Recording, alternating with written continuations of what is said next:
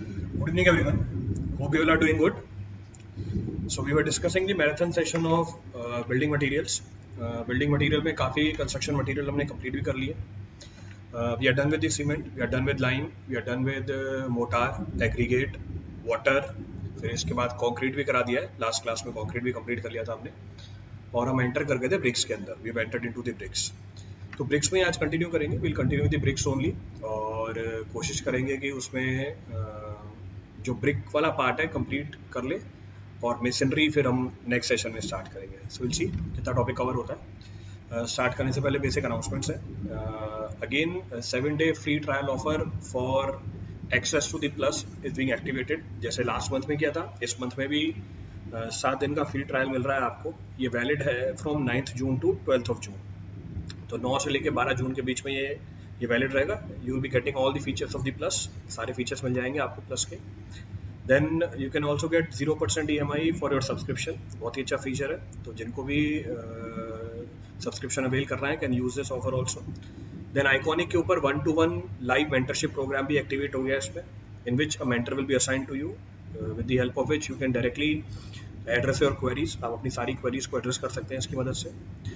Then your special classes are fully feature loaded now. You can participate in the polls for better understanding of the topic. You can ask it out by raise a hand feature. All the notification reaches to you so that you never miss a class. आप lecture note को download कर सकते हो. You can attend these classes anywhere at any given point of time. Then जैसे iconic पे और plus पे हमारा कॉम्बैट चलता है, वो एक वीकली स्कॉलरशिप टेस्ट है. उसी तरीके से डेली स्कॉलरशिप टेस्ट भी लॉन्च कर दिया, in which you can get the scholarship up to 50%. Then Unacademy PYQ नया फीचर है, in which you can practise last 10 year PYQ. Subject wise PYQ मिल जाएंगे आपको इसके अंदर. देन एंड्रॉइड पे कम्युनिटी फीचर भी एक्टिवेट हो गई है. कम्युनिटी फीचर एग्जैक्टली आपके टेलीग्राम और व्हाट्सअप के जरिए है. You can directly connect with the educator, you can directly connect with your learners also. Then for GATE ESE 23, for GATE ESE 24 8 तारीख को नया बैच लॉन्च हुआ है. 3 टॉपिक स्टार्ट हुए हैं इसके अंदर. Surveying, engineering hydrology, engineering mathematics. Surveying मैंने स्टार्ट किया इसके अंदर. देन GATE 2022 और ESE 21 के रैंकर्स पब्लिश कर दिए थे पहले भी. ये तो हमारे बेसिक अनाउंसमेंट्स थे. These were our basic announcements. अब आगे चलते हैं हमारे मेन पॉइंट ऑफ डिस्कशन के ऊपर. तो हमारा मेन पॉइंट ऑफ डिस्कशन चल रहा था ब्रिक्स. और ब्रिक्स में शायद मैंने आपको इंग्रेडिएंट्स बता दिए थे, हार्मफुल इंग्रेडिएंट भी बता दिए थे शायद. तो यहाँ तक की डिस्कशन हमने कंप्लीट कर ली थी. Up till here the discussion was being completed. तो अगर ब्रिक्स की एनालिसिस करें तो 4th क्लास ब्रिक ये भी हो गया था. This was also being done. Alumina content भी बता दिया था आपको ब्रिक के अंदर. Alumina content was also being discussed. 300 page ही है इसके अंदर. तो डॉक्यूमेंट्स इंपोर्ट करेंगे फाइल पूरी की पूरी. सिंस फाइल इज कंपैरेटिवली बिगर, क्योंकि फाइल बड़ी है वो बीच में डिस्टरप्ट हो जाती है. जो पोर्शन आज करना था वो पोर्शन अपलोड ही नहीं हुआ. होपफुली अब हो जाएगा अपलोड. 462 pages are there. हो गई. Import is successful. आ गया. चलो बढ़िया. तो हम बात कर रहे थे किसकी? ब्रिक्स की ना. ब्रिक्स में हम कहाँ तक पहुँच गए थे? ये तो कंक्रीट है. ब्रिक्स में मेरे ख्याल से हम पहुँच गए थे मैन्युफैक्चरिंग ऑफ ब्रिक्स तक. तो मैन्युफैक्चरिंग ऑफ ब्रिक्स चल रही थी हमारी. मैन्युफैक्चरिंग ऑफ ब्रिक्स में बर्निंग ऑपरेशन भी आपको बता दिया था. सो मैन्युफैक्चरिंग ऑफ ब्रिक्स में हमारे 4 ऑपरेशन लगे हुए थे. Preparation of clay, then moulding, then drying और चौथा ऑपरेशन है burning. Burning is done at the temperature of 900 to 1200 degree Celsius. Burning में भी हमारे 3 ऑपरेशंस बताए थे, डिहाइड्रेशन, ऑक्सीडेशन और विट्रिफिकेशन. यहाँ तक मैंने डिस्कस कर लिया था लास्ट क्लास में. इसके आगे की डिस्कशन करनी है. Further discussion is to be carried out. Last class में ये भी डिस्कस किया था कि बर्निंग ऑपरेशन सबसे सिग्निफिकेंट ऑपरेशन होता है मैन्युफैक्चरिंग ऑफ ब्रिक्स का. It is the most significant operation in the manufacturing of the bricks. This also we have discussed in the last class. Now the point is how to carry out the burning of the bricks. अब bricks की burning कैसे की जाती है इसकी बात करेंगे हम. ब्रिक्स की बर्निंग करने के लिए हमारे पास 2 ऑप्शन है, या तो क्लैंप है या क्लिन है. So burning of the bricks can be carried out either in the form of clamp or in the form of kiln. Clamp पहले के टाइम पे यूज होता था। In the earlier time clamp was being used to carry out the burning of the bricks. आज के time पे हम clean use करते हैं, पर डिस्कशन हमें दोनों की करनी है क्योंकि दोनों के ऊपर ही सवाल आते हैं। अब करते क्या है क्लैंप बनाने के लिए, in order to prepare the clamp a suitable piece of land is selected. हम कोई भी एक सूटेबल पीस लेते हैं सैंड का, उसका जो प्लान रखते हैं जनरली ट्रेपेजियम रखते हैं। So suitable piece of land is selected which is generally trapezium in plan. तो प्लान ट्रेपेजियम रखी जाती है, उसकी जो छोटी वाली साइड होती है उसको रखते हैं एक्सकवेशन में, और जो बड़ी वाली साइड होती है उसको रेज कर दिया जाता है by an angle of 15 degree. इस बात को समझाने के लिए मैं आपको ये बना के दिखा देता हूँ। तो हमने बोला प्लान होना चाहिए ट्रेपेजियम में, तो ये है हमारा प्लान ट्रेपेजियम में। तो ये लैंड सेलेक्ट करी जिसका प्लान ट्रेपेजियम है। अब फिर हमने बोला छोटी वाली साइड को रखो एक्सकेवेशन में और बड़ी वाली साइड को रेज कर दो। तो ऊपर वाला डायग्राम प्लान है और नीचे वाला डायग्राम सेक्शन है। The diagram below it is section. तो ये हमारी सेक्शन है, ये एंगल 15 डिग्री का है, दिस एंगल इज 15 डिग्री। क्यों करते हैं ऐसे अभी आगे देख लेंगे, that will see. So in order to prepare the clamp a suitable piece of land is selected. Generally trapezium plan होना चाहिए, छोटी वाली साइड को एक्सकेवेशन में लगते हैं, बड़ी वाली साइड को रेज कर देते हैं by an angle of 15 degree. अब जो छोटी वाली साइड है इस पे हम ब्रिक वॉल बनाते हैं मड के अंदर। जो छोटी वाली साइड है इसमें हम ब्रिक वॉल बनाते हैं मड के अंदर। तो यहाँ पर ब्रिक वॉल की कंस्ट्रक्शन कर देंगे। अब ब्रिक वॉल इज कंस्ट्रक्टेड, ये हमारी ब्रिक वॉल है। So brick wall in mud is constructed, ये हमारी ब्रिक वॉल बन गई छोटी वाली साइड पे। अब जो हमारा सरफेस है, इस सरफेस के ऊपर हम क्या करते हैं, फ्यूल की एक लेयर लगाते हैं। फ्यूल लोकली अवेलेबल फ्यूल जो होता है, राइस हस्क को मिल जाए, देन टिम्बर के ट्रिमिंग्स मिल जाए। टिम्बर की ट्रिमिंग्स मतलब जो कचरा बूरा बच जाता है उसको यूज कर सकते हो, काउ डंग यूज कर सकते हो। तो जो भी लोकली अवेलेबल फ्यूल है उसको हम अप्लाई कर देते हैं, स्प्रेड कर देते हैं। इसके ऊपर 4 से 5 लेयर ब्रिक की रखते हैं, फिर दोबारा फ्यूल की लेयर लगते हैं, फिर 4 से 5 लेयर ब्रिक की रखते हैं। इसका मतलब आपको पूरी क्लैंप की हाइट के लॉन्ग ऑल्टरनेट लेयर मिलेंगी, किसकी, ब्रिक की और फ्यूल की। तो पूरी हाइट के लॉन्ग आपको ऑल्टरनेट लेयर मिलेंगी फ्यूल की और ब्रिक की। क्लियर है चीज। टोटल हाइट जो होती है हमारे क्लैंप की वो 3 से लेकर 4 मीटर की होती है। The total height is in the range of 3 to 4 metres. तो अगर मैं बात करूंगा टोटल हाइट, ये हमारी ब्रिक्स की लेयर रखी हुई है, तो जो टोटल हाइट होती है हमारी वो होती है 3 से लेके 4 मीटर की। ये हमारी टोटल हाइट हो गई 3 से लेके 4 मीटर की। ब्रिक्स रखी हुई है यहाँ पे, ब्रिक्स आर बीइंग प्रोवाइडेड, बीच में फ्यूल की लेयर भी लगी हुई है। जब ये क्लैंप पूरा भर जाता है, यानी क्लैंप इज कंस्ट्रक्टेड, इसको हम कवर कर देते हैं मड की लाइनिंग के साथ। So it is covered with the mud lining. क्यों कवर करते हैं मड लाइनिंग से, ताकि अंदर जो हीट प्रोड्यूस हो रही है वो बाहर नहीं आ पाए। क्ले या मड कैसी है, इम्परमिएबल सॉइल होती है, ये फ्लूइड को फ्लो नहीं होने देती। तो फिर करते क्या है, जैसे ही क्लैंप पूरी बन गई हमने इसको बर्न कर दिया, जो फ्यूल है उसको बर्न कर दिया, ऊपर से मड की लाइनिंग लगा दी और हमने इसको बर्न होने दिया 2 से लेके 4 हफ्ते तक। जब ये बर्निंग पूरी हो जाती है फिर 2 से लेके 4 हफ्ते तक इसको कूल होने देते हैं। जब बर्निंग पूरी हो गई, when the burning is completed, उसके बाद जब कूलिंग पूरी हो गई, then you can withdraw the bricks from here. अब आप क्लैंप से ब्रिक्स को विड्रॉ कर सकते हो। जो भी प्रोसेस अभी आपको बताई, what ever process I have discuss here, इसके कुछ फायदे भी हैं कुछ नुकसान भी हैं। जैसे मैंने बोला लोकली अवेलेबल फ्यूल यूज किया, अगर आपने लोकली अवेलेबल फ्यूल यूज किया इसका मतलब कॉस्ट कम होती है, कोई स्किल्ड मैन पावर की रिक्वायरमेंट नहीं होती। नुकसान क्या है, इसमें कंट्रोल नहीं होता टेम्परेचर के ऊपर, तो कई बार ब्रिक्स ओवरबर्न भी कर जाएंगी, कई बार ब्रिक्स अंडरबर्न भी कर जाएंगी। जो ऊपर वाली लेयर में जो ब्रिक्स होती हैं वो अपना वेट लगाती है नीचे वाली लेयर के ऊपर, तो नीचे वाली ब्रिक्स की साइज छोटी हो जाती है, डिस्टॉर्ट हो जाती है। क्योंकि बर्निंग के लिए 2 से 4 हफ्ते दिए, कूलिंग के लिए 2 से 4 हफ्ते दिए, यानी ग्रेजुअल बर्निंग कराई, ग्रेजुअल कूलिंग कराई, तो इसमें जो स्ट्रेंथ निकल के आती है ब्रिक्स की वो कंपैरेटिवली ज्यादा होती है। जो स्ट्रेंथ निकल के आती है वो कंपैरेटिवली ज्यादा होती है। तो फायदे भी हैं नुकसान भी है। 2 से 4 हफ्ते बर्निंग के लिए, 2 से 4 हफ्ते कूलिंग के लिए। ब्रिक की सप्लाई मिलेगी आपको 8 हफ्ते बाद, यानी 2 महीने बाद या 1 महीने बाद। हो गया 4 से लेकर 8 हफ्ते। इसका मतलब यहाँ पे ब्रिक्स की सप्लाई है इंटरमिटेंट। इसका मतलब यहाँ पे ब्रिक की सप्लाई कैसी है, इंटरमिटेंट है, कंटिन्यूस सप्लाई नहीं मिलती। तो ये भी एक ड्रॉबैक है इसका, this is also one of the drawback. तो पहला ऑप्शन आ गया हमारे पास क्लैंप, जो पहले के टाइम पे यूज होता था। दूसरा ऑप्शन है हमारा क्लिन। अब ये क्लिन क्या होती है, kiln are large ovens which are used for the burning of the bricks। तो क्लिन्स क्या होती है, लार्ज ovens होती हैं जो हम ब्रिक्स की बर्निंग के लिए यूज करते हैं। Now depending upon the supply of the bricks from these kilns, they are classified into two। अब कैसी सप्लाई होती है ब्रिक्स की इन क्लिन में से, इस बिहाफ पे हमने इसको 2 पार्ट में क्लासीफाई कर रखा है। एक इंटरमिटेंट क्लिन, दूसरा continuous clean. So one is intermittent, the other is continuous. Intermittent clean क्या होती है, इंटरमिटेंट क्लेन वो क्लेन होती है जिसमें supply of brick is intermittent, और कंटिन्यूस क्लेन क्या होती है? कंटिन्यूस क्लेन वो क्लेन होती है जिसमें supply of brick is continuous. अब ये सप्लाई इंटरमिटेंट है या कंटिन्यूस है, ये किस बात पे डिपेंड करता है? ये इस बात पे डिपेंड करता है कि आप बर्निंग में जितने भी ऑपरेशंस इन्वॉल्व हैं उसको कैसे परफॉर्म करते हो। अगर आपने बर्निंग के सारे ऑपरेशंस को पैरेलली परफॉर्म किया तो आपको कंटिन्यूस सप्लाई मिलेगी ब्रेक की।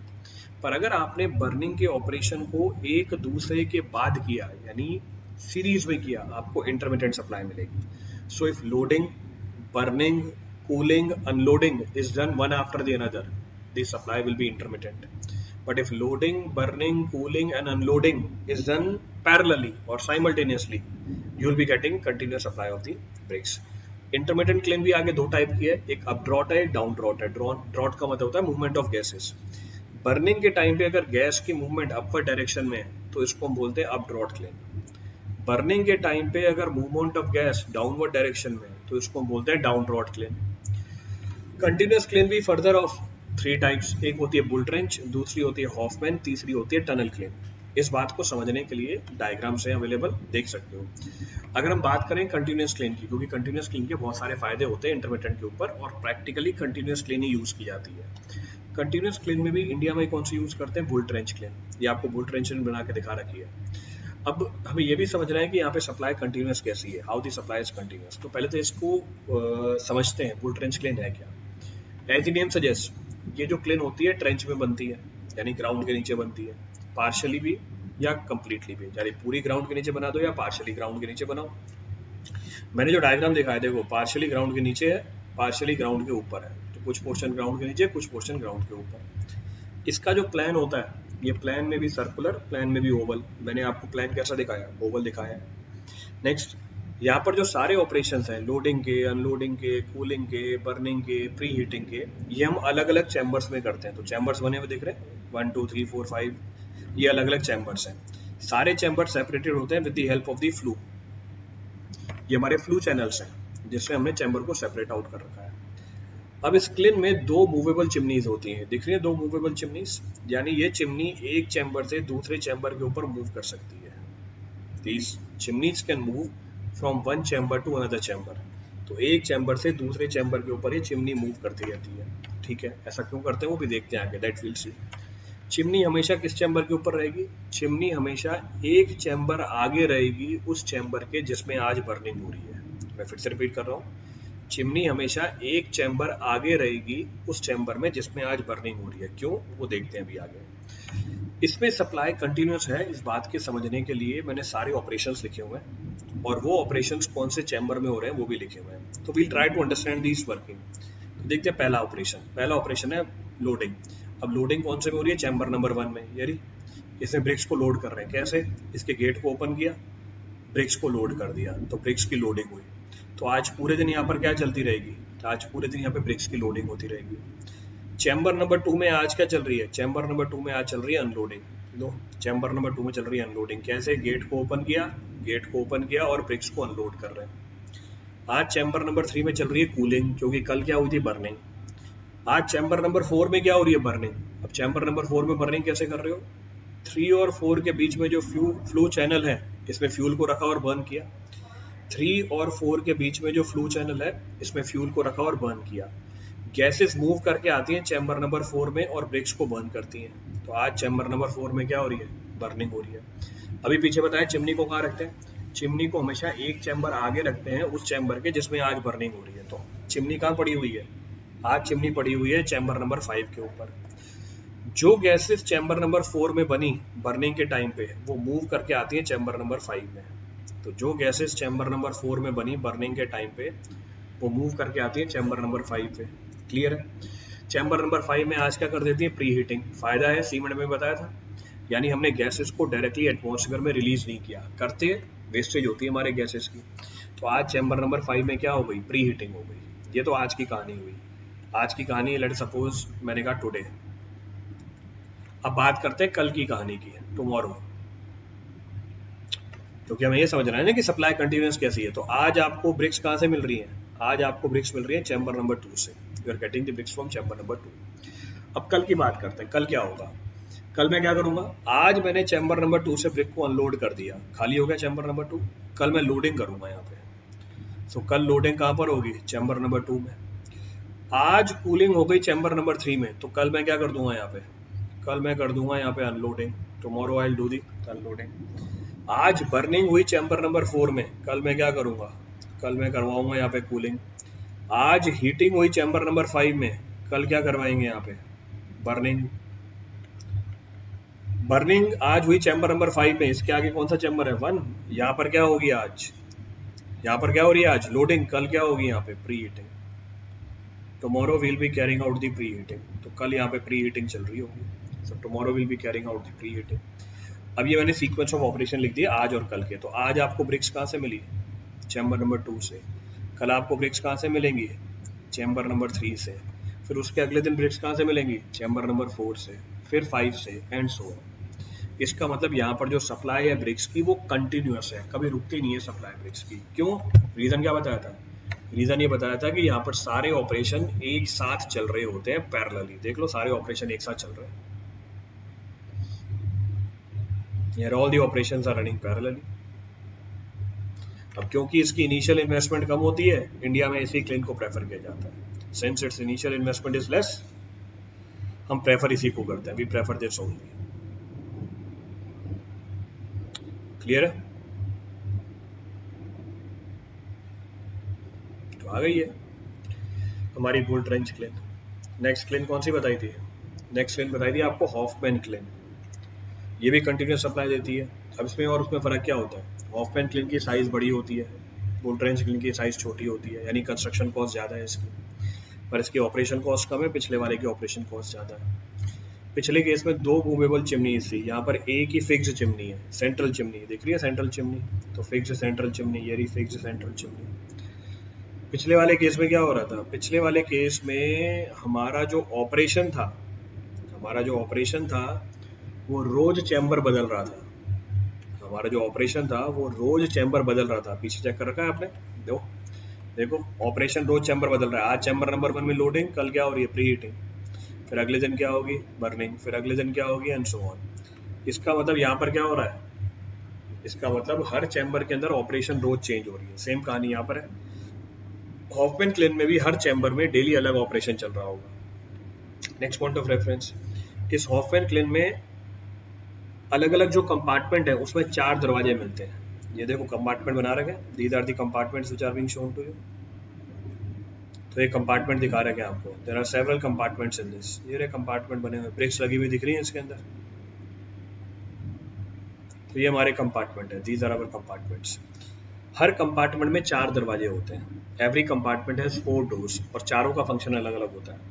पहला डोर होता है मेन डोर, ये बना हुआ मेन डोर। क्या काम है, मेन डोर का काम है ब्रिक्स को लोड करना, अनलोड करना, ये होती है हमारी मेन डोर। तो ब्रिक्स की लोडिंग अनलोडिंग करेंगे। दूसरा हमारा क्या होता है, कम्युनिकेशन डोर। कम्युनिकेशन डोर क्या कराता है, 2 चैम्बर के बीच में कम्युनिकेशन करवाता है। तो इसको मैं ग्रीन कलर से बना के दे देता हूँ। तो जैसे ही मैंने कम्युनिकेशन डोर ओपन किया, 2 चैम्बर आपस में कनेक्ट हो जाएंगे, कम्युनिकेशन डोर। तीसरा होता है फ्लू डोर। फ्लू डोर क्या होता है, फ्लू डोर हमारे चैम्बर को कनेक्ट करता है चिमनी के साथ। Flu door connect our chamber with the chimney, ये हमारा फ्लू डोर है, लो ग्रीन कलर से मार्क करके दे दिया। ये हमारे चैम्बर को कनेक्ट कर देता है चिमनी के साथ। और एक होता है हमारा फ्यूल डोर। फ्यूल डोर आपको नीचे नहीं दिखेगा, यहाँ पर दिखेगा प्लान में, ये है हमारी फ्यूल डोर। हर चैम्बर के टॉप पे फ्यूल डोर होती है। क्यों, क्योंकि हम यहाँ पे फ्यूल रखते हैं टॉप पे और बर्न कर देते हैं। तो जो गैसेस बनती हैं वो चैम्बर में तभी आएंगी जब हमने ये फ्यूल डोर ओपन कर रखा है, when this fuel door is open. इसका मतलब यहाँ पे हर चैम्बर में आपको 4 दरवाजे मिल जाएंगे। In every chamber 4 doors are being found. यहाँ पर भी सप्लाई कंटिन्यूस क्यों है, यहाँ पर भी सप्लाई कंटिन्यूस इसलिए है क्योंकि सारे ऑपरेशंस एक साथ करते हैं। कैसे, जैसे पीछे बता दिया आपको, as we have discussed earlier. तो अगर आपको मैन्युफैक्चरिंग लार्ज स्केल पे करनी है तो हॉफमैन क्लीन को अडॉप्ट कर सकते हैं। इसके अलावा तीसरी क्लीन और होती है हमारे पास, टनल क्लीन। तो उसका फंक्शन बहुत ही आसान है। टनल क्लीन में क्या करते हैं, टनल क्लीन में होती है हमारे पास कन्वेयर बेल्ट, ये रही कन्वेयर बेल्ट, इसके ऊपर रखते हैं ब्रिक्स।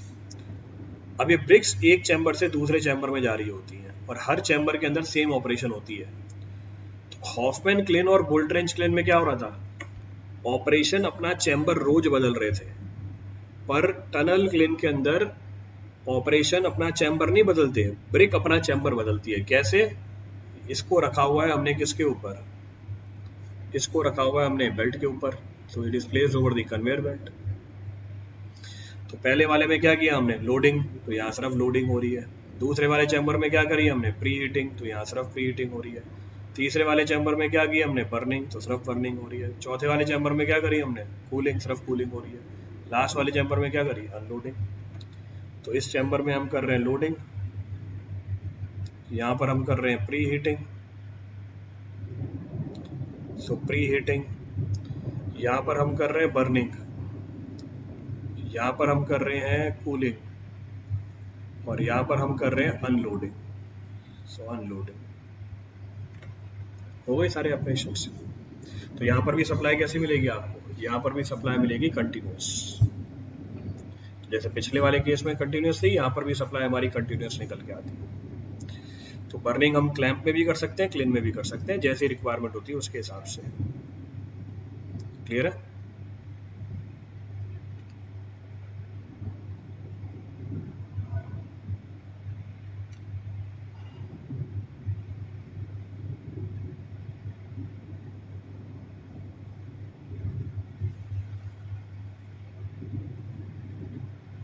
क्लियर है पूरी कहानी?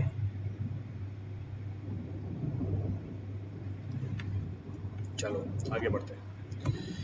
Next of the point of discussion है कौन कौन से डिफेक्ट्स होते हैं हमारे ब्रिक्स के अंदर। There are several defects of the brick, खूब सारे डिफेक्ट्स हैं हमारे ब्रिक के। डिफेक्ट्स तो आ गए ब्रिक के डिफेक्ट्स अब मैं समझा तो दूंगा आपको, I will explain you the defects of the brick, पर ये समझ में ज़्यादा आसानी से तब आते हैं जब इनकी पिक्चर भी हमारे सामने हो। मैं आपको एक्सप्लेन कर दूंगा, और पिक्चर्स है मेरे पास, पीपीटी में मैंने ऐड नहीं करी, सेपरेटली मेरे पास पिक्चर्स है, मैं आपको पिक्चर्स दिखा दूंगा। तो उन पिक्चर से ही आपको ये डिफेक्ट समझ में आ जाएंगे। पहले मैं एक्सप्लेन कर देता हूँ, then I show you the pictures also, फिर पिक्चर्स दिखा देता हूँ मैं इसकी आपको। जैसे over burning of the brick, जैसे हमारी क्या है, ओवर बर्निंग है ब्रिक्स की, नाम में लिखा हुआ है, if the bricks are over burned a soft molten mass is produced and the brick loses their shape। जो ब्रिक है वो अपनी शेप को लूज कर देती है और वो सूटेबल नहीं होती है कंस्ट्रक्शन के लिए, it is not suitable for the construction. तो ब्रिक्स को आपने ओवर बर्न कर दिया, ये सॉफ्ट हो जाएगी, मेल्ट हो जाएगी, ये सूटेबल नहीं होगी कंस्ट्रक्शन वर्क के लिए, it will not be suitable for the construction work. Next, under burning of the BRICS.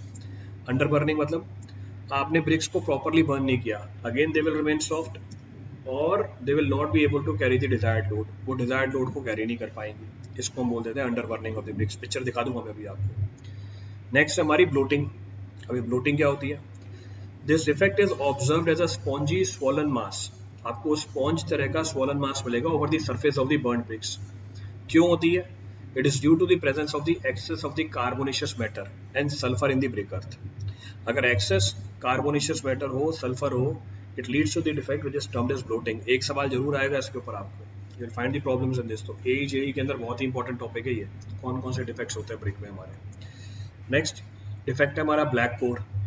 When the brick clay contains bituminous matter or carbon and they are not completely removed by oxidation, the brick results in the black core. Brick में क्या मिलेगी आपको, black core मिलेगी, mainly due to improper burning, mainly due to improper burning. Next क्या है, efflorescence। ये तो पीछे ही बताया था सीमेंट में। This is caused because of the presence of the alkali, ये alkali की presence में होती है।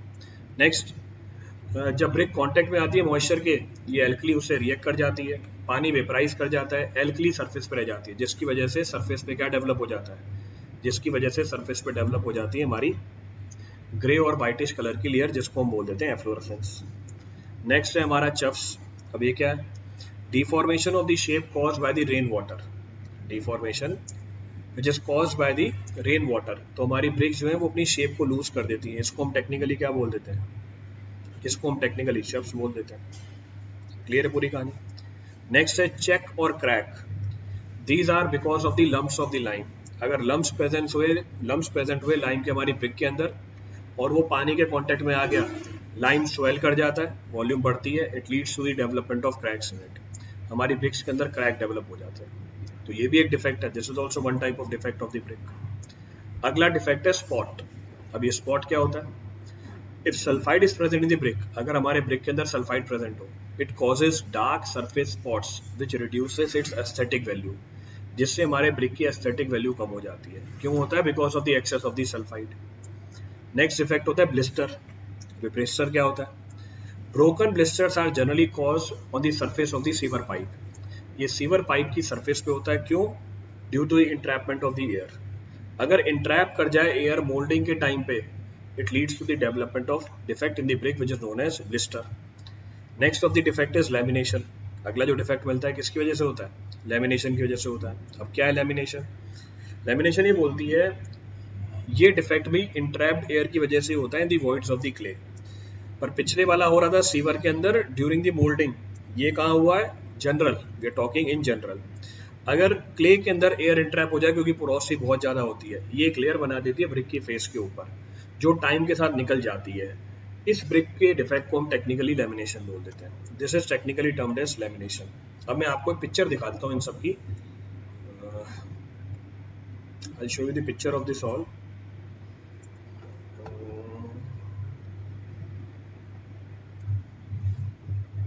अच्छा, एक साथ अपलोड नहीं होती है ये?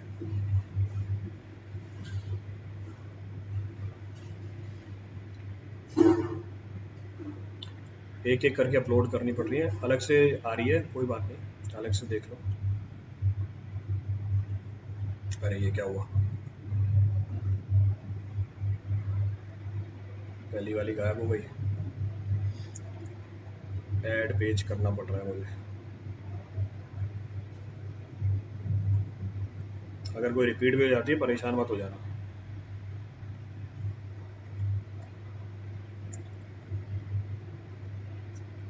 4 5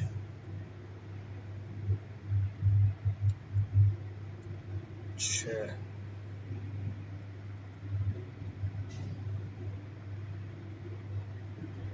7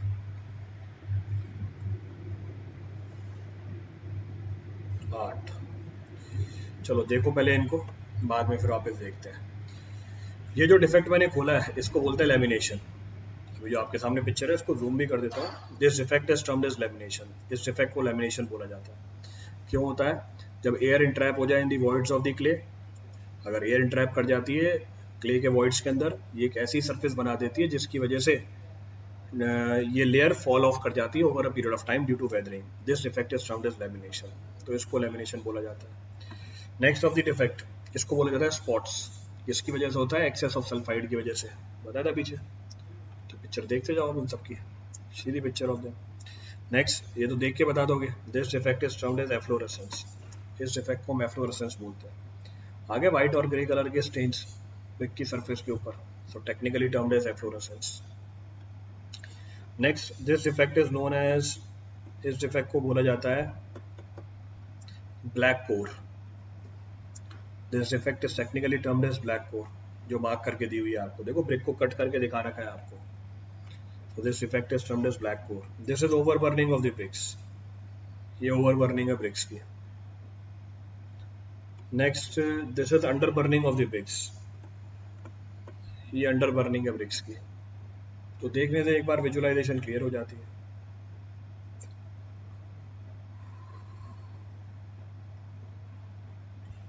next of the defect is, इसको बोलते हैं ब्लोटिंग। swollen surface आ गया because of excess of carbonaceous matter. This is technically termed as bloating. ये swollen मैटर प्रेजेंट है, तो ब्रिक स्वेल कर जाती है किसी पर्टिकुलर लोकेशन पे, इसको बोलते हैं ब्लोटिंग। तो this is technically termed as bloating. अब चलते हैं वापस अपने डिस्कशन के ऊपर। Will go to a discussion. वापस फाइल खोली, डिफेक्ट्स कंप्लीट हो गए हमारे। Defects are completed. मेरे ख्याल से अब सवाल चल रहे थे हमारे।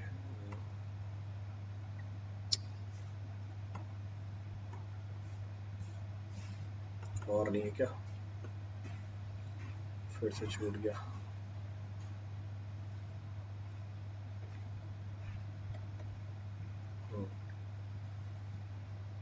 इतनी बड़ी फाइल को हैंडल करना बड़ा ही मुश्किल होता है। ये हमारे डिफेक्ट्स चल रहे थे। Open in the code. So defects बता दिए, एक्सप्लेन कर दिया, उसकी पिक्चर भी दिखा दिया आपको। I have shown the picture also. देखो फिर से चला गया, इतनी बड़ी फाइल थी कि बंद ही हो गया पूरा।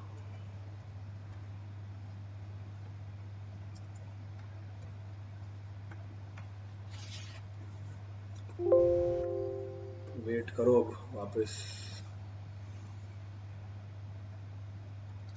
इसका कुछ सॉल्यूशन ढूंढना पड़ेगा। To find the solution of this.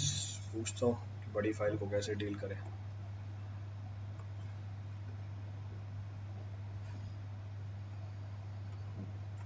तो ये डिफेक्ट्स हमारे हो गए थे, प्रॉब्लम्स है इसके ऊपर। The shape of the bricks gets deformed due to rain water falling on the hot bricks. The defect is known as, पीछे बताया था, शेप बिगड़ जाए क्योंकि पानी गिर रहा है हॉट ब्रिक के ऊपर, दिस इज नोन एज शव। When the deposit of the efflorescence is more than 10% but less than 50% of the exposed area of the brick, the presence of the efflorescence is। अच्छा देखो ये क्या पूछ रहा है आपसे, ये पूछ रहा है एफ्लोरेसेंस की प्रेजेंस। जो एफ्लोरेसेंस है वो भी हमारे कोड ने डिफाइन करके दे रखी है। जो एफ्लोरेसेंस है वो भी हमारे कोड ने डिफाइन करके दे रखी है कि एक पर्टिकुलर रेंज में अगर एफ्लोरेसेंस आई तो उसे क्या बोलेंगे, दूसरी पर्टिकुलर रेंज में एफ्लोरेसेंस आई तो उसे क्या बोलेंगे, और उसकी जानकारी भी हमारे पास डायरेक्टली होनी चाहिए। That information should also be available with us. अभी आपको सवाल में कितनी दे रखी है, अभी आपको सवाल में दे रखी है एफ्लोरेसेंस 10 से लेके 50% की रेंज में। ये मॉडरेट एफ्लोरेसेंस होती है। This efflorescence is technically termed as moderate efflorescence. Now you will say कि बाकी रेंज क्या है, तो आप बोल सकते हो कि भैया बाकी रेंज की भी तो बता दो एफ्लोरेसेंस। बिल्कुल सही बात है, तो बाकी रेंज की भी एफ्लोरेसेंस हमें पता होनी चाहिए। We should know about the efflorescence of the rest of the range also. तो उसकी मैं टेबल बनवा के लिखवा देता हूँ। For that I give you the table. ऐसे यही कर सकते हैं। तो अभी के लिए तो वैल्यू बता दी कि मॉडरेट रेंज में, this is in moderate range. Apart from this we should know about the table. उसके अलावा मुझे क्या पता होना चाहिए, पूरी टेबल पता होनी चाहिए। तो अगर टेबल की बात करें तो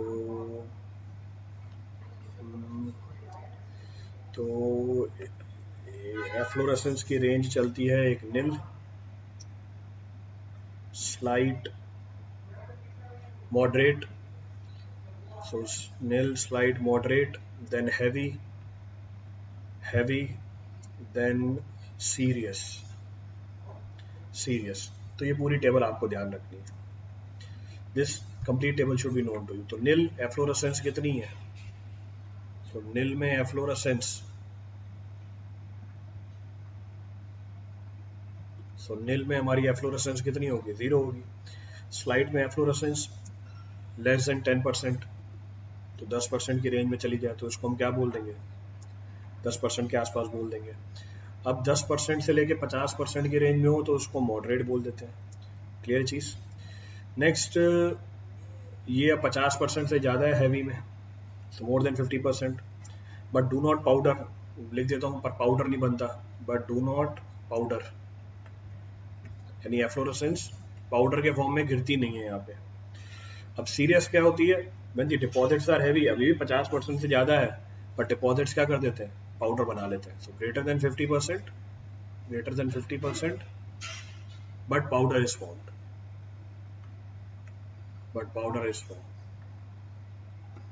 तो है ये 50% से ज़्यादा पर पाउडर बन जाता है इसमें, तो efflorescence will lead to the formation of the powder. So powder is formed. तो ये मैंने आपको टेबल बना के दिखा दी है, आगे भी काम आ जाएगी कहीं ना कहीं पे। बाकी कोड में डायरेक्टली मेंशन्ड है, in code it is directly mentioned, वहाँ से भी आप चेक कर सकते हैं।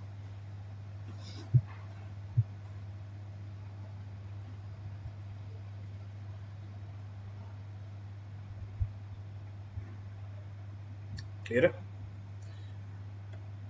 चलो next point of reference. Next point says what, next point बोल रहा है what are the properties of the good brick. कौन कौन सी प्रॉपर्टीज अवेलेबल होती हैं गुड ब्रिक के अंदर, सारी प्रॉपर्टीज पता होनी चाहिए। First, shape and size. The brick should be uniform shape and size, rectangular surface होना चाहिए, पैरेलल साइड्स होनी चाहिए और स्ट्रेट एजेस होनी चाहिए। ये प्रॉपर्टी हमारे गुड ब्रिक की। Colour, brick should have uniform deep red colour, cherry colour की होनी चाहिए और पूरे कलर में यूनिफॉर्मिटी आनी चाहिए। Next, texture and compactness. Texture ज़्यादा स्मूथ नहीं होना चाहिए, नहीं तो जो मोटार है वो स्लिप कर जाएगा। दूसरा, टेक्सचर यूनिफॉर्म होना चाहिए, कोई क्रैक नहीं होनी चाहिए इसके ऊपर।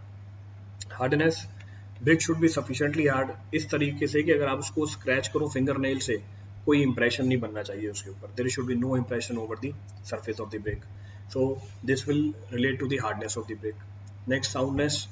When two bricks are stuck together, a metallic clear ringing sound should be produced. दो ब्रिक को उठाओ, आपस में स्ट्राइक करो, क्लियर रिंगिंग साउंड आनी चाहिए. वाटर एब्जॉर्प्शन 20% से कम होनी चाहिए of its dry weight when immersed for 24 hours in water. Crushing strength minimum 3.5, चाहेंगे डिजायरेबल 10 न्यूटन पर एमएम स्क्वायर से ज़्यादा. ब्रिक अर्थ कैसी होनी चाहिए? It should be free from the stones, organic matter और एनी अदर इम्प्योरिटी. स्ट्रक्चर कैसा होना चाहिए? यूनिफॉर्म होना चाहिए, कोई वॉइड्स नहीं होने चाहिए क्रॉस सेक्शन के along, there should be no voids along the cross section. तो ये हमारी प्रॉपर्टीज हो गई ब्रिक की. These are the properties of the brick. बस दो ही टॉपिक बचे हैं हमारे पास, 2 टॉपिक्स आर लेफ्ट. पहला, एक स्पेशल टाइप ऑफ ब्रिक, दूसरा मेसनरी. तो एक हम बात करेंगे स्पेशल टाइप ऑफ ब्रिक की, दूसरी हम बात कर लेंगे मेसनरी की. Second we be talking about the masonry.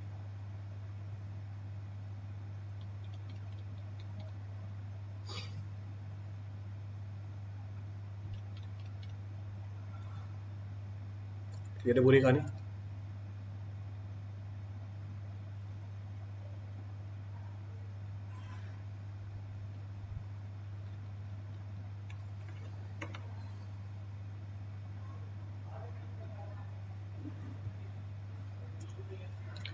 So special type of bricks are to be dealt.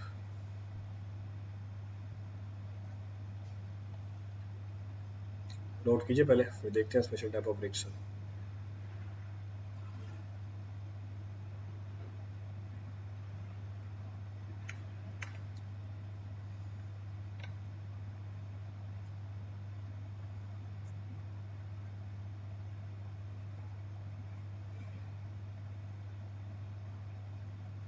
हो गया, चलो. Now will be talking about the special type of BRICS. अब कौन कौन सी स्पेशल ब्रिक्स अवेलेबल है हमारे पास? खूब तरह की स्पेशल ब्रिक्स होती है. There are several types of special bricks which are available. पहली स्पेशल ब्रिक उठाई हमने. The first of the special brick is heavy duty burned clay brick.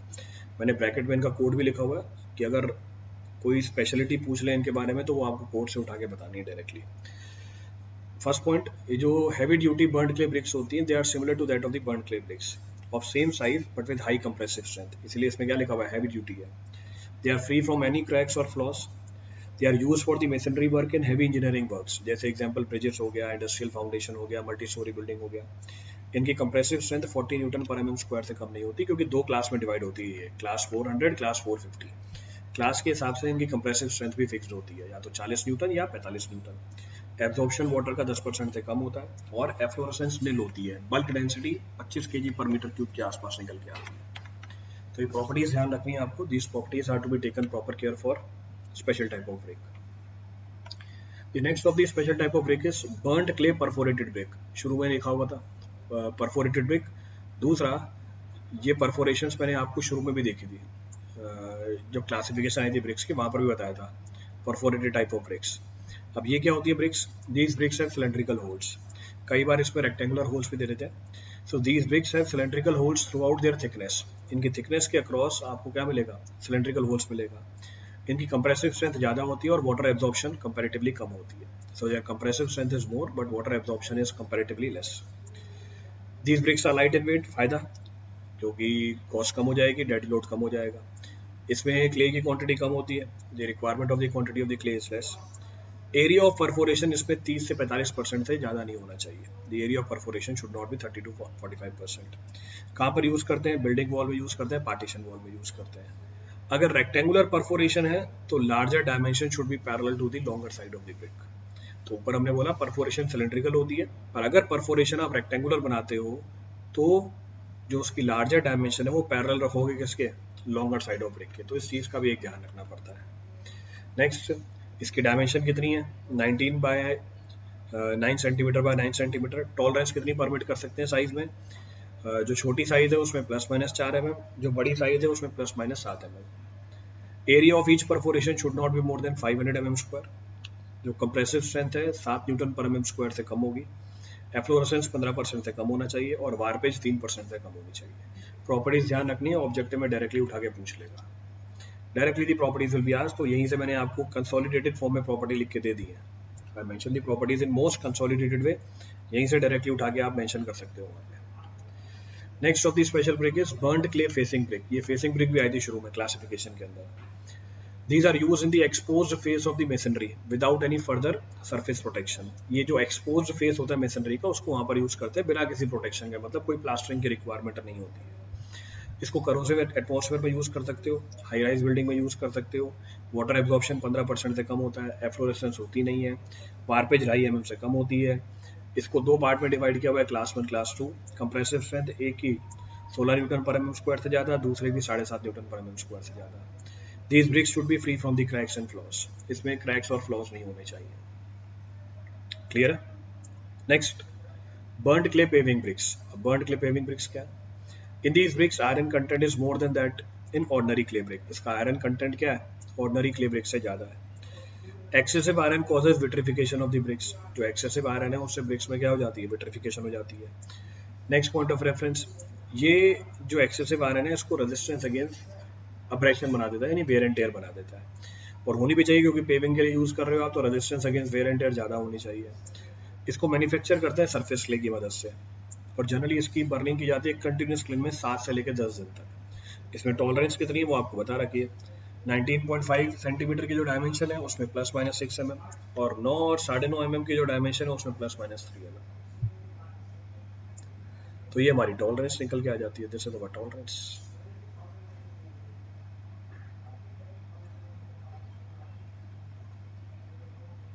Clear है? रिपीट करना कोई पॉइंट इसमें से? Any of the point to be repeated from this for anyone? चलो आगे बढ़ते हैं। So will continue. Next of the special brick is burned clay soiling bricks. Next of the brick is burned clay soiling bricks. अब ये क्या होती है? These are use for the soiling of the roads. इसको हम use करते हैं road की सॉइलिंग के लिए। इसकी कंप्रेसिव स्ट्रेंथ 5 न्यूटन पर mm स्क्वायर से ज़्यादा होती है, वाटर एब्जॉर्प्शन 20% से कम होता है, और एफ्लोरेसेंस स्लाइट रेंज में निकल के आता है। Efflorescence within slight range.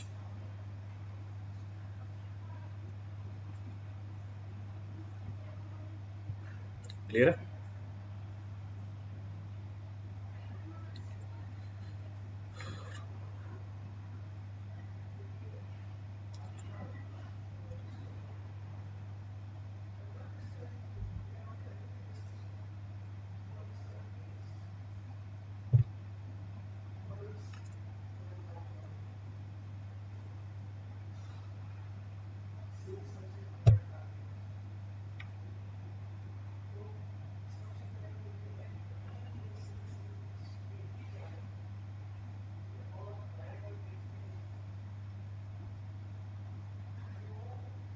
चले चलो। The next of the brick is burned clay hollow bricks. अगली जो ब्रिक्स अवेलेबल है हमारे पास वो है हमारी बर्न्ड क्ले होलो ब्रिक्स। अब क्या है burned clay hollow bricks? These are blocks also known as cellular और कैविटी ब्लॉक्स। जो बर्न्ड क्ले होलो ब्रिक्स होती है इसको हम ब्लॉक्स भी बोल देते हैं या कैविटी ब्लॉक्स भी बोल देते हैं। किससे बनती है? लंप फ्री क्ले से बनती है, जिसमें कोई लम्प्स नहीं हो। मैन्युफैक्चरिंग वैसे ही होती है जैसे बर्न्ड क्ले ब्रिक्स की होती है। क्योंकि होलो ब्रिक्स है, डेड वेट कम हो जाता है, पार्टीशन वॉल में इसको यूज कर सकते हो। मोर ओवर ये इंसुलेटर का काम भी कर देती है, तो साउंड और पानी को पास नहीं होने देती है, तो ये इंसुलेटर की तरह भी काम करती है। इनकी जो क्रशिंग स्ट्रेंथ होती है 3.5 न्यूटन पर mm स्क्वायर से ज़्यादा होती है, और वाटर एब्जॉर्प्शन 20% से कम होता है। Water absorption is less than 20%। नेक्स्ट है हमारी सैंडलाइन ब्रिक्स। IS 4139 कवर करता है। सैंडलाइन ब्रिक्स को कैल्शियम सिलिकेट ब्रिक्स भी बोला जाता है। They are also termed as calcium silicate bricks. अब इसमें क्या होता है? It consist of intimate and uniform mix of siliceous sand and crushed siliceous rock along with the lime. Moreover इसमें स्टीम अंडर वाटर अप्लाई की जाती है, water pressure apply की जाती है, तो स्टीम वाटर प्रेशर भी अप्लाई किया जाता है। कहने का मतलब है इसमें जो मिक्सचर होता है सिलिका के रॉक का या लाइम का, उसको आपस में मिलाया जाता है by the action of the steam water pressure. इसको जब हीट किया जाता है अंडर प्रेशर, जो हाइड्रेट सिलिकेट्स हैं और एल्यूमिनेट्स हैं वो बन जाते हैं, जो सैंड को आपस में बाइंड कर देते हैं, जिसकी वजह से इसकी स्ट्रेंथ आती है। तो सैंड और लाइम यानी सिलिका और लाइम आपस में कंबाइन करता है, सीमेंट में भी था, जिसकी वजह से स्ट्रेंथ आती है। सेम कहानी ब्रिक्स के अंदर है, जिसकी वजह से स्ट्रेंथ आती है। It is use for what? Masonry construction. It is use for masonry construction same as burned clay bricks. जैसे हमारी बर्न्ड क्ले ब्रिक्स होती है एग्जैक्टली वैसे ही यूज होती है मेसनरी कंस्ट्रक्शन के लिए। तो एग्जैक्टली वैसे की वैसी कहानी है, कोई डिफरेंस नहीं है। क्लियर है? चलो, इसमें टॉलरेंस कितनी है? ±3 mm बड़ी साइज के अंदर, और विड्थ और डेप्थ के अंदर ±2 mm। इसको आगे हमने 4 क्लास में और डिवाइड कर रखा है। It is further divided in 4 classes, class 75, class 100, class 150 and class 200। और उसकी मिनिमम और मैक्सिमम कंप्रेसिव स्ट्रेंथ भी दे रखी है। It's minimum and maximum compressive strength is also being mentioned here. Clear है?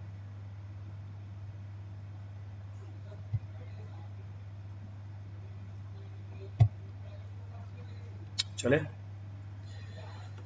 चलो भाई आगे बढ़ते हैं।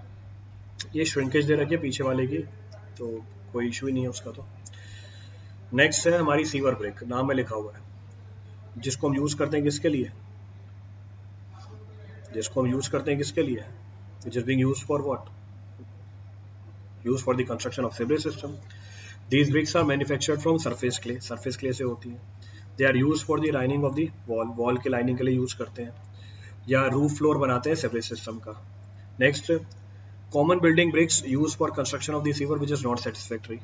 सो जनरली कॉमन बिल्डिंग ब्रिक्स होती हैं, वो जनरली सीवर कंस्ट्रक्शन के लिए सेटिस्फैक्टरी नहीं होती है। नेक्स्ट पॉइंट ऑफ रेफरेंस, इसको आप एसिड रेजिस्टेंस ब्रिक्स की तरह भी यूज कर सकते हो। It can also be use as acid resistance bricks, तो वहां पर भी ये काम आ जाती है। क्लियर है?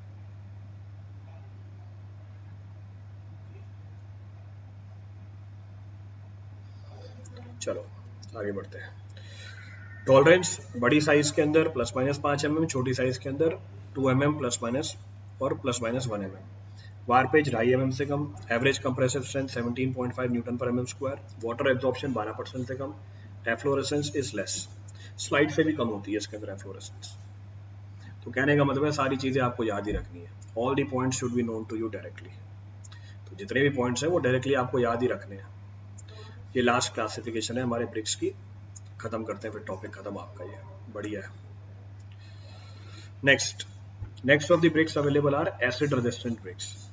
IS 4860 कवर करता है। एज इन नेम सजेस्ट, इन ब्रिक्स की रेजिस्टेंस अगेंस्ट एसिड ज्यादा होती है। कहाँ पर यूज कर सकते हो? केमिकल प्लांट के अंदर, लाइनिंग ऑफ चैम्बर्स के अंदर, टॉवर में यूज कर लेते हो। इसको बनाते कैसे हैं? क्ले या शेल की मदद से, जिसमें लाइम कंटेंट क्या हो? कम हो। आयरन कंटेंट फेल्ड्स पर कंपैरेटिवली ज्यादा हो।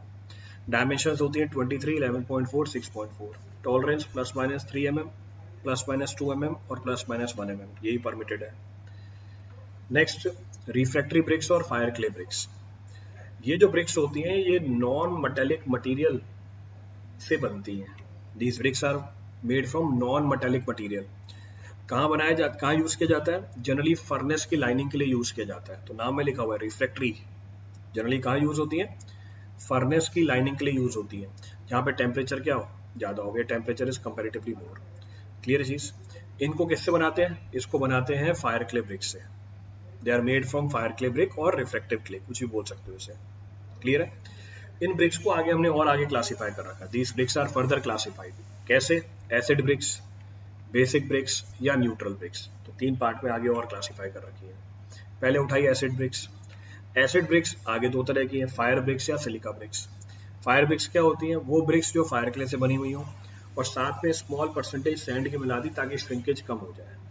सिलिका ब्रिक्स क्या होती हैं? Which are made from sandstone. Quartz भी मिला होता है, सैंडस्टोन भी होता है, इस तरीके से कि सिलिका 95% से क्या हो। इन दोनों ब्रिक्स की एडवांटेज, रेजिस्टेंस अगेंस्ट एसिड ज्यादा होता है, resistance against acid is more. Then basic bricks वो ब्रिक्स होते हैं जिनकी रेजिस्टेंस अगेंस्ट बेस ज्यादा हो। कैसे बनाई जाती है? These are manufactured from addition of magnesia, dolomite और बॉक्साइट। कुछ भी मिला दो आपको बेसिक ब्रिक्स मिल जाएंगी। न्यूट्रल ब्रिक्स वो ब्रिक्स होती हैं जिसको आप एसिडिक और बेसिक दोनों जगह पे यूज कर सकते हो, दोनों एनवायरनमेंट में काम कर जाती हैं। They work for both the environment. कैसे बनाया जाता है? By addition of chrome, by addition of magnesite. Spinel bricks use कर सकते हो और फ्रॉस्टेटाइट ब्रिक्स यूज कर सकते हो। क्रोमियम और मैग्नेसाइट तो समझ में आता है, इट इज इजी अंडरस्टैंडेबल। अब ये स्पाइनल क्या होता है और फ्रॉस्टेटाइट क्या होता है, उसके लिए मैंने नोट लिखा हुआ है आगे। Spinel bricks are special refractory bricks which are produced in the electric furnace, जिसमें हमने क्या मिलाया है? alumina or magnesia मिलाया है, in which alumina and magnesia is added. Whereas frostite bricks are made from mineral frostite. ये mineral होता है frostite. इसकी श्रिंकेज बहुत कम होती है और मैकेनिकल प्रॉपर्टीज बहुत अच्छी होती है हाई टेम्परेचर पे, इसीलिए इसको रिफ्रैक्टरी ब्रिक्स भी बोला जाता है. Hence they are also termed as refractory bricks. तो ये क्या निकल के आ गई हमारी स्पेशल टाइप ऑफ ब्रिक्स निकल के आ गई. These are our special type of bricks. Clear है? अब बस क्या बची हुई है, बॉन्डिंग बची हुई है. बॉन्डिंग करके हमारा ब्रिक्स वाला चैप्टर भी खत्म. Bricks chapter is also finished. तो आज के लिए इतना सफिशिएंट है. चलिए, थैंक यू एवरीवन.